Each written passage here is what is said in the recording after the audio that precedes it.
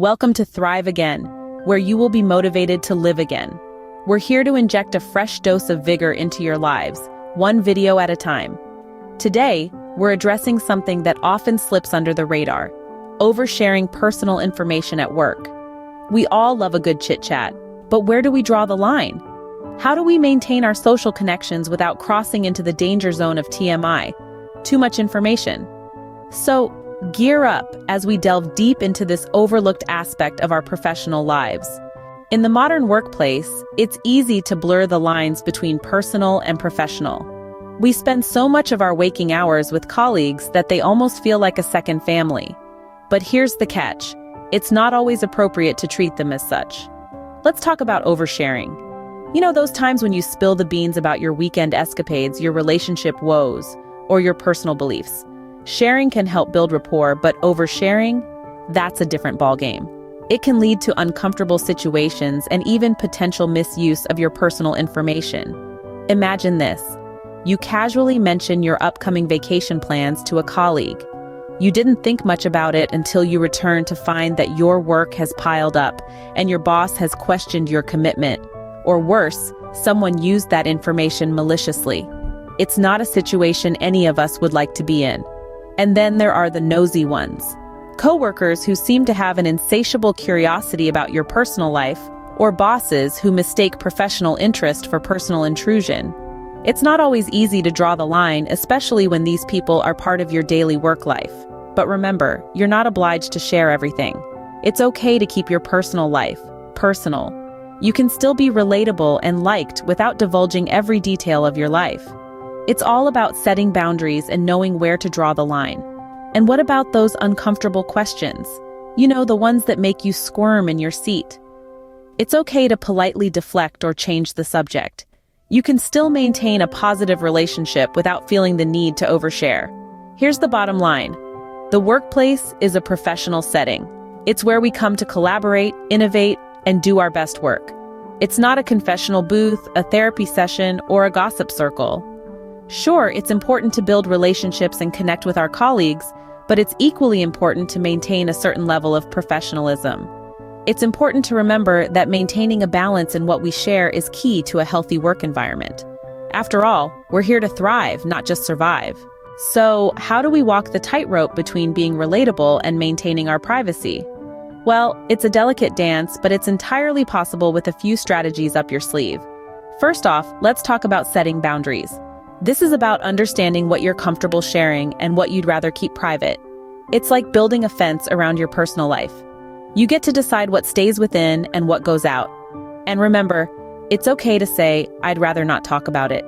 You're not obliged to reveal all the chapters of your life's book. Now, let's move on to the art of being vague. This doesn't mean being dishonest or evasive. It's just a way to maintain your privacy without shutting people out. For example, if someone asks about your weekend, you can say, "It was relaxing," or "I spent some quality time with my loved ones." You've answered their question without giving away any specific details. It's a handy little trick, isn't it? Then we have the strategy of sharing without oversharing. It's a bit like offering a taste of your favorite dish, not the whole meal.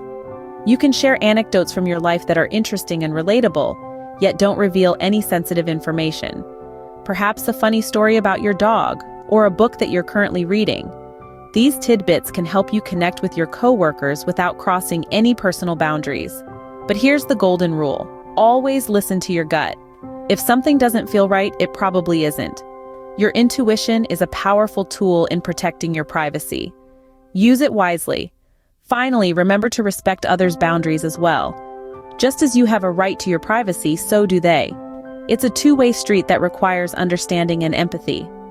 Remember, it's your story to tell, so you have the power to decide what parts of it you share with others.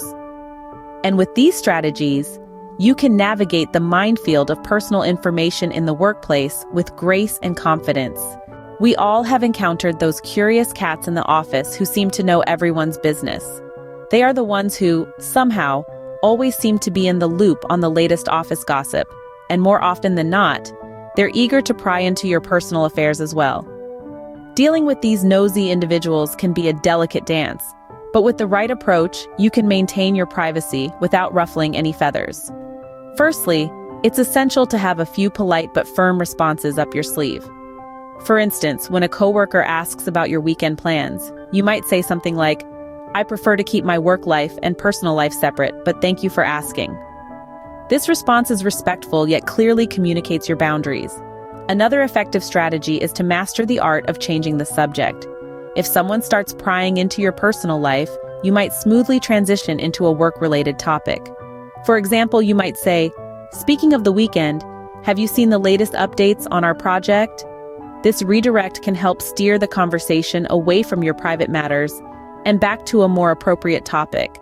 However, there may be times when these strategies aren't enough, and the nosy behavior crosses into harassment territory. If a coworker or boss continues to pry after you've communicated your boundaries, it's time to take the issue to human resources. Remember, you have a right to a safe and respectful workplace, and HR is there to help enforce that. As we navigate the professional world, it's crucial to remember that our personal lives are ours alone. We don't owe anyone an explanation for our choices outside of work, nor are we obligated to share our private matters with our colleagues or bosses. A little assertiveness can go a long way in maintaining your privacy. Remember, you're not in the office to win a popularity contest.